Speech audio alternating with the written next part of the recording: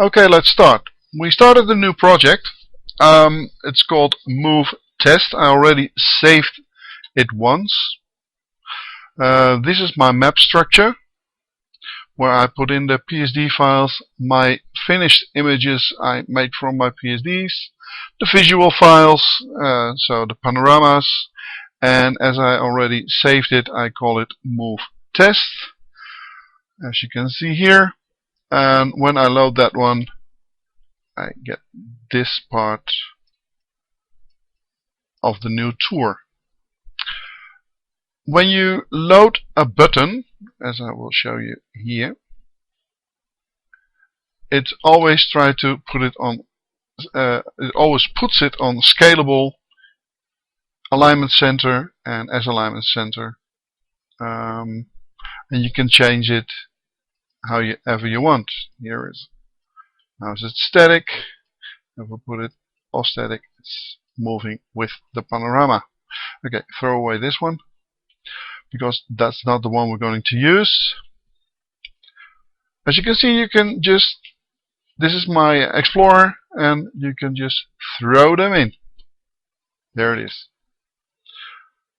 I put scalable off, put it on static, as I told you. Now it's not moving anymore. And for this one too, I will put it on left top alignment and left top as alignment. Now I know these figures, 143 and 40, and now it's in place. As you can see, it still moves. We're going to use this one to make a selector, panorama selector. So when you click on Pano 2, it moves to Pano 2 and accordingly load Panorama 2.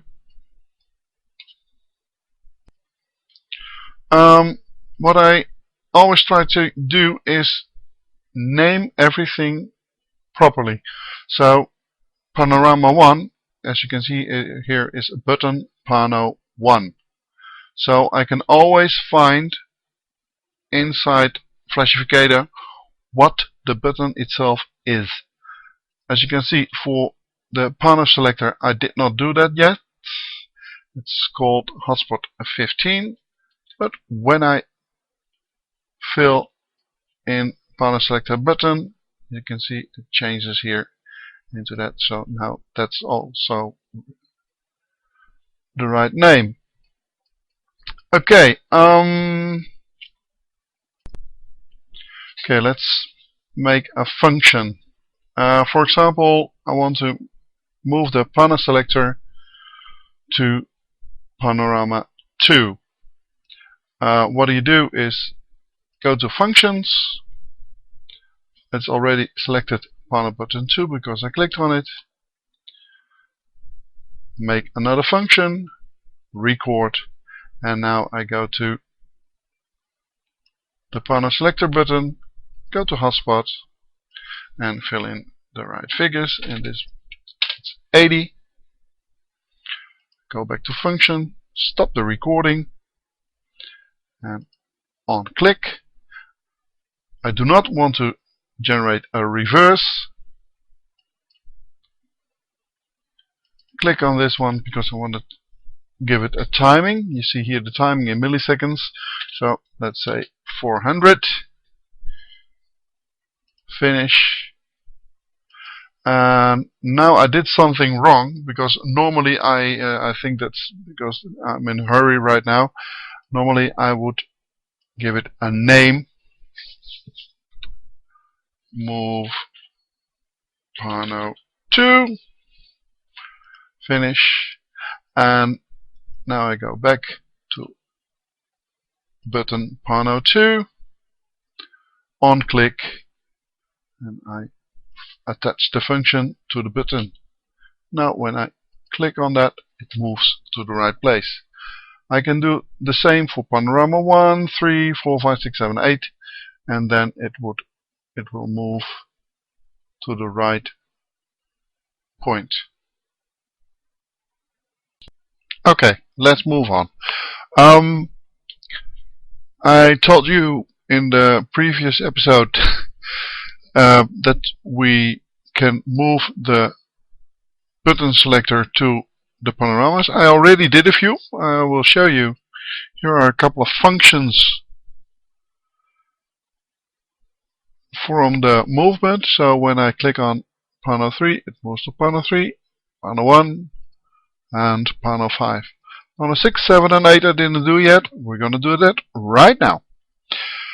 Okay, we're going to make another function, or record.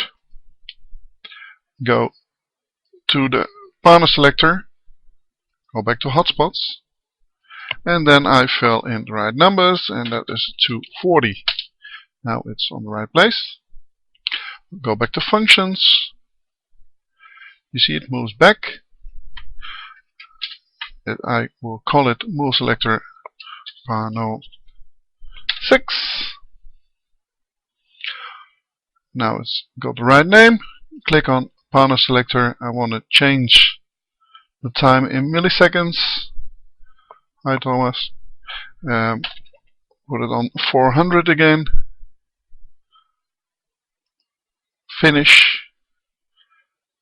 And go back to pano 6. As you can see, it has no function attached yet.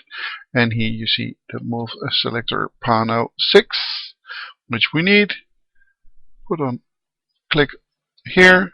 Now it's selected to the panorama. So when I click on pano 6, it moves to panorama 6. And when I click on pano 3, it moves to pano 3. Okay, let's move on. Going to do this a little faster. Again, make another function, record. Go to the pano selector button. Fill in the right one. Numbers 280. Pano 7. Click on functions again. Stop the recording. No reverse. Call it pano 7. Change the time into 400. Finish. Now I click on the panorama again. As you can see, there's no function attached. We want to use the pano 7 one. Now it's attached, so now when I click on it, it moves to the right panoramas. Go on, make another function, click on the pano, select the button, hotspots, right numbers, 320, stop the recording, pano 8, double click, time 400, finish, click on the button, click here or click here where you want, select the function, attach it to the button, and now we have made all buttons have their own selector arrow. It's that simple.